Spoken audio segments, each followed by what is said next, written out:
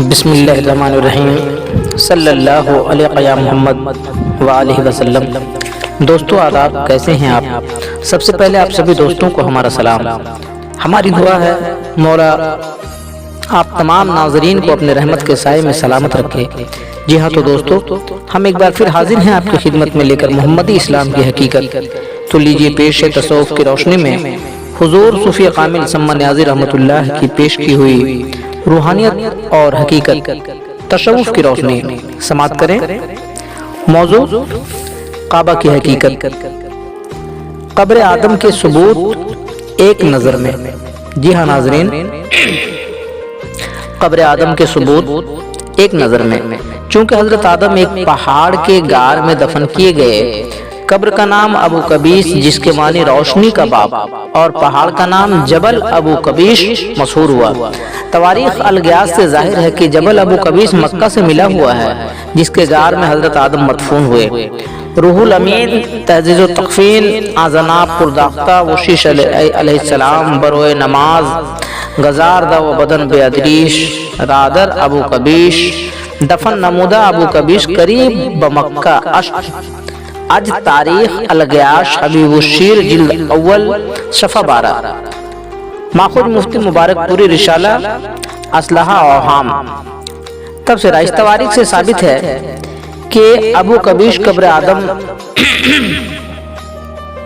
اس تواریخ سے ثابت ہے کہ ابو قبیس قبر آدم ابو قبیس میں ہے، غار ابو قبیس میں ہے جو مکہ سے قریب ہے۔ نمبر 2، خلاصۃ التواریخ مکہ معجمہ سے پتہ چلتا ہے کہ حضرت آدم جس قبر میں دفن کیے گئے اس قبر سے حضرت نوح علیہ السلام نے لاش نکال کر کشتی میں ساتھ لیا۔ وہ مضمون یہ ہے کہ حضرت آدم کے دفن کے لیے ابو قبیس کے غار کنز میں قبر کھودی گئی۔ حضرت آدم اس قبر میں مدفون ہوئے۔ حضرت نوح طوفان کے وقت لاش کو نکال کر تابوت کو اپنے ساتھ کشتی میں رکھ لیا اور بعد موقف ہونے طوفان کے پھر اسی غار میں دفن کر دیا۔ آج خلاصۃ التواریخ مکہ معظمہ در مطبع مزید کانپوری۔ نمبر 2، اور قرآن کے حاشیہ پر ہے کہ کشتی کعبۃ اللہ کی طرف سے گزری تو اللہ تعالیٰ نے حجر اسود کو جبل ابو قبیس میں ودیعت رکھا، اور مروی ہے کہ نوح علیہ السلام نے اپنے باپ آدم کو کشتی میں ساتھ لے لیا۔ آج حاشیہ قرآن نور القلوب صفحہ 319 اور مطبع مزید کانپوری۔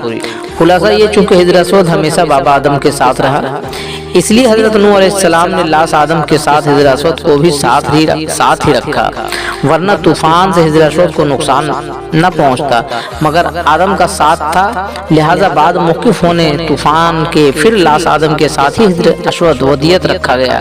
پس آج ابو قبیس آدم کے ساتھ حجر اسود نصب ہے۔ مذکورہ بالا تواریخوں اور حاشیوں سے قرآن سے بخوبی ثابت ہے کہ ابو قبیس حضرت آدم کا قبر ہے جس پر حجر اسود نصب ہے، جس کو زمانہ ظاہریت میں کعبہ کہا گیا۔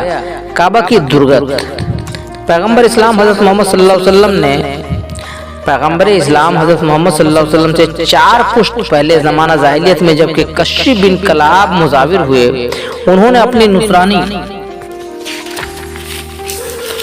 عقائد سے ابراہیمی تعمیر میں 32 گز لمبا 22 گز چوڑا بنا مکہ کو توڑ کر 22 گنا 22 گز مکعب نما اور 40 گز اونچا توم مینار بنا دیا جس کا نام کعبہ مشہور ہوا۔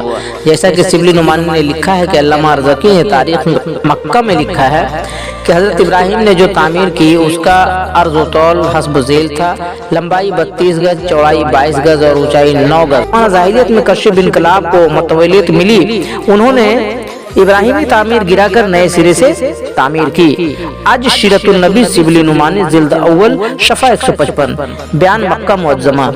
تبصرہ، چونکہ ابراہیمی تعمیر 32 گز لمبا اور 22 گز چوڑا بمشکل مستطیل تعمیر قبر آدم کا نام مکہ تھا۔ اسی روشنی سے شہر ایودھیا میں قبر نوح کو خرد مکہ کہا گیا۔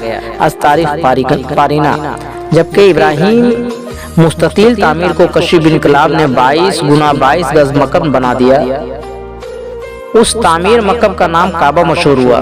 مکہ اور کعبہ ناموں کی یہی وجہ تسمیہ ہے۔ ابراہیمی لغت سے قبر آدم کا نام مکہ ہے اور نصرانی لغت سے قبر آدم کا نام کعبہ ہے۔ چونکہ نصرانی عقیدہ میں خدا کو باپ کہتے ہیں، اس لیے باپ کے گھر کو خدا کا گھر کہا گیا، کعبہ خدا کا گھر ہے۔ حالانکہ اسلامی قاعدے سے حضرت آدم کو قبلہ و کعبہ کہا گیا۔ از تاریخ احمدی صفحہ 4۔ اور احتراماً اپنے اپنے باپ کو بھی قبلہ و کعبہ لکھا اور کہا جاتا ہے۔ اسلامی حادثات، جبکہ حضور رسول اکرم صلی اللہ علیہ وسلم حضرت محمد صلی اللہ علیہ وسلم فتح مکہ کے بعد ابراہیمی تعمیر کے تحت کعبہ کی درستی کرنا چاہی تو صحابی عمر نے اعتراض کر دیا کہ کعبہ کی درستی نہ کی جائے، کہیے تو ہم اس رشوت کو ہی نکال کر پھینک دیں۔ خیر کعبہ کی درستی نہیں کی جا سکی، مگر اس رشوت اسی طرح رہنے دیا، اس کو نہیں ہٹایا گیا۔ اسلام میں منشاء رسول صلی اللہ علیہ وسلم کے برعکس کعبہ کے نادرستی کا یہ پہلا حادثہ تھا۔ حدیث ہے کہ حضرت عائشہ کے دریافت کرنے پر حضور رسول اکرم صلی اللہ علیہ وسلم نے جواب فرمایا، اے عائشہ، تمہاری قوم میں مسلمان ہو جانے کے باوجود بھی جاہلیت کے اثرات موجود ہیں، اس لیے کعبہ کی تعمیر درستی نہیں کی جا سکی کہ انہیں ناگوار گزرے گا۔ از بخاری جلد اول صفحہ 144 اور صفحہ 585۔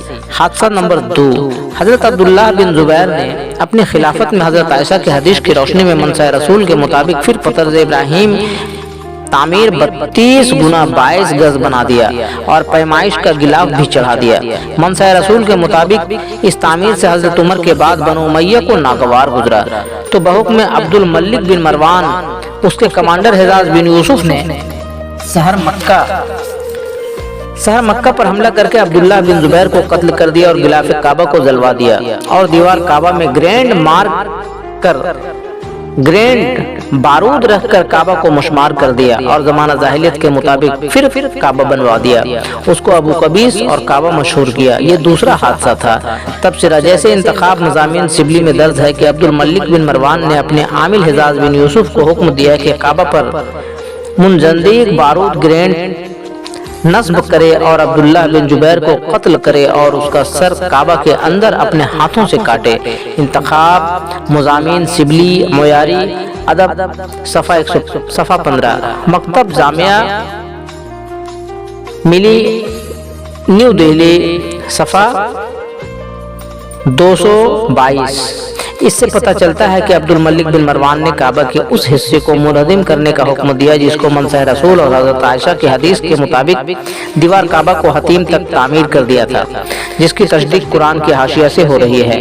حاشیہ قرآن ہے کہ حضرت عبداللہ بن زبیر نے اپنی خلافت کے زمانہ میں جب حضرت عائشہ کی یہ حدیث سنی کہ حضور صلی اللہ علیہ وسلم کی یہ خواہش تھی کہ کعبہ پھر بنائے ابراہیمی کے مطابق ہو جائے، تو قریش کی بنائی ہوئی عمارت کو توڑ دیا اور ابراہیمی تعمیر کے مطابق بنا دیا۔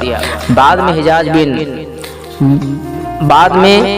حجاج نے بحکم عبد الملک بن مروان پھر عبداللہ بن زبیر کی تعمیر کو منظم کر کے قریشی کی تعمیر کے مطابق کر دیا۔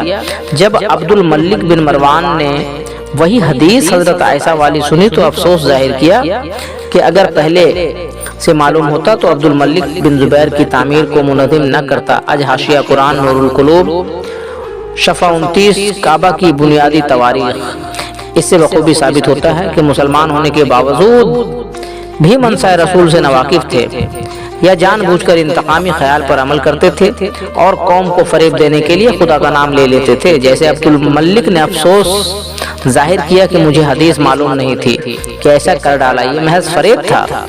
حادثات نمبر 3، خلیفہ ہارون رشید نے اپنے زمانہ میں یہ سوال اٹھایا کہ منصع رسول کے مطابق کعبہ کی درستی کی جائے اور امام مالک سے مشورہ کیا تو امام مالک نے اعتراض کر دیا، کعبہ کی موجودہ تعمیر ہی ٹھیک ہے، اب تعمیر کرنے سے کعبہ بادشاہوں کا کھلونا بن جائے گا۔ آخرکار حجاج بن یوسف والی تعمیر ہی رہ گئی اور اب تک وہی تعمیر قائم ہے۔ آج حاشیہ قرآن نور القلوب صفحہ 29۔ خلاصہ یہ ہے کہ عبد الملک بن مروان نے عبداللہ بن زبیر کو قتل کر دیا، دیوار کعبہ کو مشمار کرا دیا، غلاف کعبہ کو جلوا دیا۔ جبکہ حضرت عائشہ کی حدیث سنی تو افسوس کیا، مگر صرف افسوس کر کے رہ گیا، پھر کعبہ کی درستی نہیں کی اور نہ قتل ناحق کا کوئی محاسبہ دیا اور نہ غلاف کعبہ جلانے کا کوئی کفارہ ادا کیا۔ اسے ثابت ہوتا ہے کہ مسلمان ہو جانے کے باوجود بھی مسلمانوں میں کفر اور اسلام کی جنگ ہوتی رہی اور اب تک ہو رہی ہے۔ مگر صرف افسوس کر کے رہ گیا۔ پھر کعبہ کی درستی نہیں کی اور نہ قتل نہت کا کوئی محاسبہ دیا اور نہ غلاف کعبہ جلانے کا کوئی کفارہ ادا کیا۔ اس سے ثابت ہوتا ہے کہ مسلمان ہو جانے کے باوجود بھی مسلمانوں میں کفر اور اسلام کی جنگ ہوتی رہی اور اب تک ہو رہی ہے۔ حاصل کلام یہ کہ ناظرین کرام کے لیے غور طلب ہے کہ عبد الملک بن مروان کے حکم نامہ میں درج ہے کہ کعبہ میں منجنیق نصب کی جائے اور کہا اس حصے پر حملہ کرو جس کو اس مخلف ابن زبیر نے ایجاد کیا ہے۔ چنانچہ حتیم پر پتھر برسائے، ابن زبیر کو پھانسی دی اور پھر تعمیر کعبہ کو قریش کے تعمیر کے مطابق بنا دیا۔ انتخاب مضامین سبلی صفحہ 223۔ یعنی عبد الملک نے جس کو کعبہ کہا اس کو حجاز نے ابو قبیس کہا، پس ایک ہی چیز کا نام ابو قبیس اور کعبہ ہے۔ اسی تواریخ اور قرآنی روشنی سے بخوبی ثابت ہے کہ ابو قبیس کعبہ ہی قبر آدم ہے جس پر حجر اسود نصب ہے۔ پس منصا رسول نہ سمجھنے والے مسلمانوں کا قبلہ وہ کعبہ غلط بنا ہوا ہے جو حجاز بن یوسف کے وساطت سے مسلمانوں کو ملا ہے۔ اسی طرح قرآن کے متعلق مشہور ہے کہ حجاز بن یوسف نے زیر زبر پیش جزم اور تشدید سے اعراب کر کے مسلمانوں کے حوالے کر دیا، یعنی کعبہ اور قرآن حجاز بن یوسف نے بنا کر مسلمانوں کو دیا ہے۔ حادثہ نمبر 4، یہ مشہور عام بات ہے کہ حجاز بن یوسف نے قرآن میں زیر زبر پیش جزم تشدید کا اضافہ کیا۔ حجاز کا مقصد تھا کہ کعبہ کو مسجد ہونا منوا لیا جائے، چونکہ حضرت آدم مسجد تھے، کبھی مسجود ملائک تھے اور آج مسجود خلائق ہیں۔ گویا کعبہ مسجد ہے، مسجد مانے جس کو سجدہ کیا جائے، اس لیے دنیا کے سارے مسلمان کعبہ رخ سجدہ کرتے ہیں۔ حاصل کلام یہ کہ ابو قبیس کعبہ مسجد نہیں ہے، مسجد ہے، کیونکہ مسجد کے اندر داخل ہو کر نماز پڑھی جاتی ہے۔ اگر کعبہ مسجد ہوتا تو اس کے اندر داخل ہو کر نماز پڑھی جاتی، مگر کعبہ مسجد ہے اس لیے اندر داخلہ ممنوع ہے۔ نوٹ: چونکہ مسجد اور مسجد ہونے کا ہی باہمی تنازع تھا، حضور رسول اکرم صلی اللہ علیہ وسلم کے منشا تھی کہ کعبہ مسجد ہے، اس کی تعمیر بطرز ابراہیمی ہونا چاہیے، اور حجاز مروان مع نادان مسلمان چاہتے تھے کہ کعبہ مسجد ہے، اس کی تعمیر کثیب انقلاب کے طرز پر رہنا چاہیے۔ اس لیے عبداللہ بن زبیر نے منصا رسول اور حضرت عائشہ کی حدیث کے مطابق تعمیر کیا، اور حجاز عبد الملک نے پھر توڑ کر زمانہ جاہلیت کے طرز پر تعمیر کیا، اور قرآن میں مسجد سے صرف تشدید ہٹا کر مسجد مشہور کر دیا۔ جی ہاں ناظرین، اور قرآن میں مسجد سے صرف تشدید ہٹا کر مسجد مشہور کر دیا۔ جی ہاں تو ناظرین یہ ہے حجاز بن یوسف کے کارنامے۔